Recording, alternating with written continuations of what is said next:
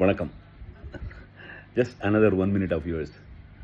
அது தமிழ்நாட்டில் கூட்டணி ஆட்சி வராது, தமிழ்நாட்டு மக்கள் கூட்டணி ஆட்சியை ஒத்துக்கொள்ள மாட்டார்கள் அப்படின்னு பல பேர் அரசியல் விற்பனர்கள்லாம் சொல்கிறாங்களே. எனக்கு ஒரே ஒரு கொஸ்டின், அதுக்கு அவங்க சொல்கிற எக்ஸாம்பிள் வேறு. 1980 இப்படி தான் காங்கிரஸும் டிஎம்கேயும் 117 117 போட்டு நின்னாங்க. ஆனால் தோற்று போயிட்டாங்க, அது கூட்டணி ஆட்சின்னு சொன்னதுனால அப்படின்னு சொல்கிறாங்க. எனக்கு என்னமோ அது காரணமாக படலை. எம்ஜிஆருடைய ஆட்சி கவிழ்க்கப்பட்டது.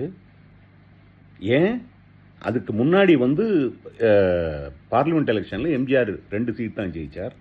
அதனால் அவருடைய ஆட்சியை கவுத்தாங்க. மக்களுக்கு அவர் மேலே நம்பிக்கை பிடித்துன்னு கருணாநிதி சொல்லி இந்திரா காந்தி கவுத்தாங்க. MGR he went to people. 1980 இவங்க இந்த 117 117 போட்டாங்க இல்லையா, அந்த 117 117 போட்ட பொழுது MGR vent to people and ask, நான் என்ன தப்பு பண்ணேன், ஏன் ஆட்சியை எதுக்காக கலைச்சாங்க, நான் செய்த தவறு என்ன? இதுதான் எம்ஜிஆருடைய ஒரே question to people. And he swept the election.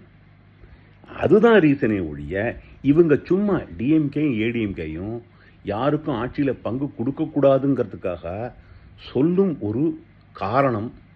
1980 117 117 காங்கிரஸும் டிஎம்கே மக்கள் ஒத்துக்கொள்ளலை அப்படின்னு இவங்களா நெரட்டிவ் செட் பண்ணுறாங்க. அவ்வளோதான். இதை பற்றி நீங்கள் என்ன நினைக்கிறீங்க? God plus.